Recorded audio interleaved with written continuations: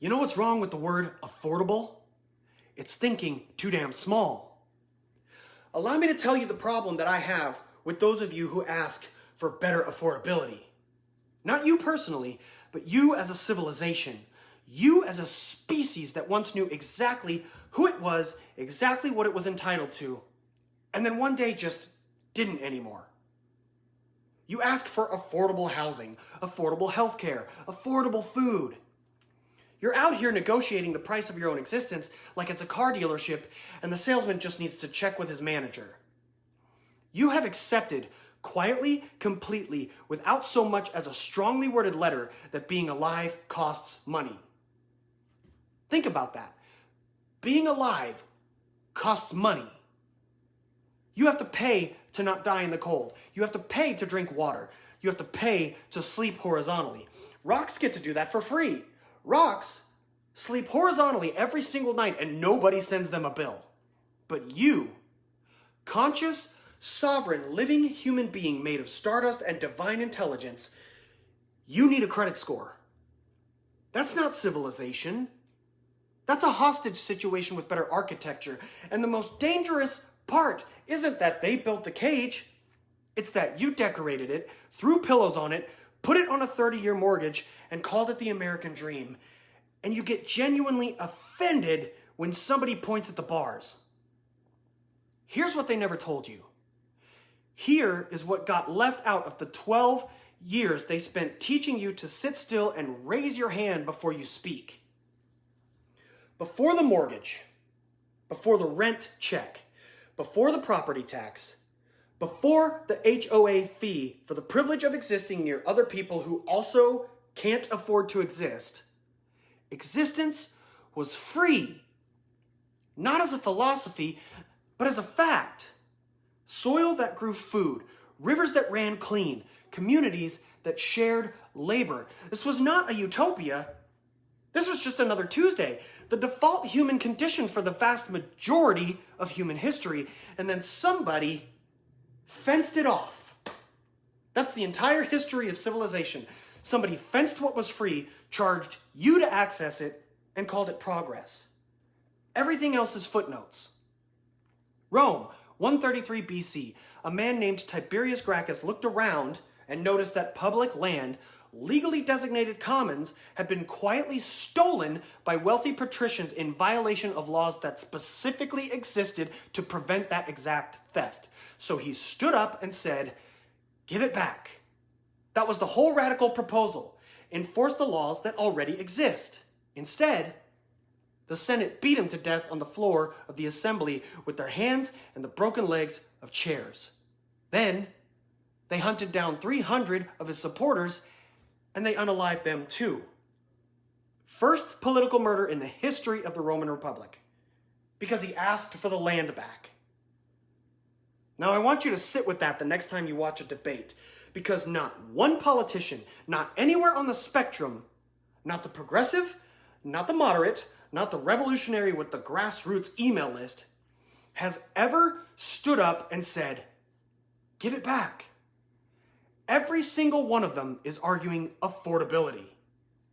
Every single one. The entire range of acceptable political thought exists within the walls of the cage. They're not arguing about whether or not you should pay rent on your existence. They're arguing about how much. The Overton window has a floor nobody is allowed to go beneath. You will pay to be alive, and the only question is what we can do about the number. Tiberius Gracchus asked for the land back. They beat him to death with furniture. Your politicians won't even ask the question.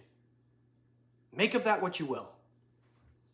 After Rome, they got smarter, because murder leaves witnesses, so they found paper. 1493, a pope, one man, one room, one pen, drew a line down the middle of the Atlantic Ocean, and everything on this side belongs to Spain, everything on this side belongs to Portugal. The entire earth divided by one guy on a Tuesday. And if your family had been on that land for 10,000 years, if your grandparents were buried in that soil, didn't matter. Because you weren't Christian. so the land was legally vacant. 100 million people already on it, and the land was legally vacant. That Tuesday afternoon papal permission slip became the foundation of American property law. Not eventually, not loosely, but directly.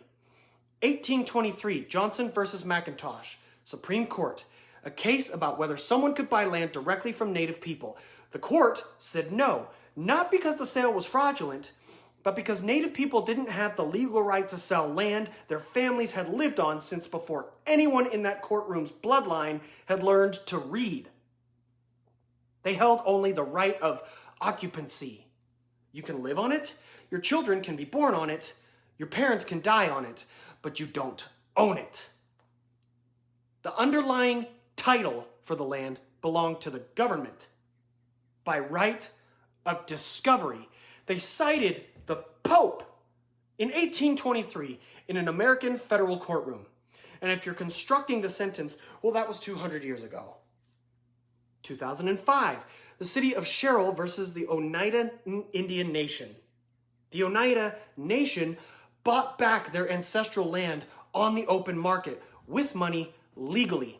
They then argued it should be restored to tribal sovereignty. But Ruth Bader Ginsburg, the progressive icon, the feminist hero, the woman on 1,000 tote bags, wrote the majority opinion denying them and cited the doctrine of discovery. In 2005, you had a cell phone in 2005. The doctrine of discovery is not something that happened, it is something that is happening. They took the commons, wrote a decree, called it God's will, and then taught your children that property rights are natural. Property rights are not natural. They are a story told by the people who benefit most from you believing it. Told so long, so completely, that you have confused the story for the sky. You just think it's always been there. That's not an accident. That is the whole point. You're not stupid. You are the product of a system so total, so generationally deep, that you can't see it because you are inside it. You're like a fish being asked to critique water. You don't know you're wet because you've never been dry. But here is where my patience ends. You're not just in the cage, you're defending it, arguing that the cage is necessary, that people who want to tear it down are naive, dangerous, or unrealistic.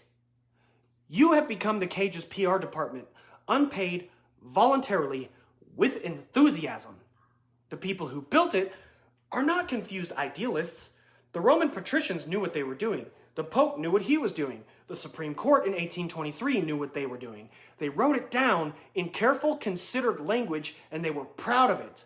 The IMF walks into Africa with debt in one hand and a contract in the other, takes communal land families worked for generations, land with no deed because it never needed one, calls it unrationalized, privatizes it overnight, and turns subsistence farmers into wage laborers on land their grandmothers grew food on for free, and calls it development. Same crime, different acronym.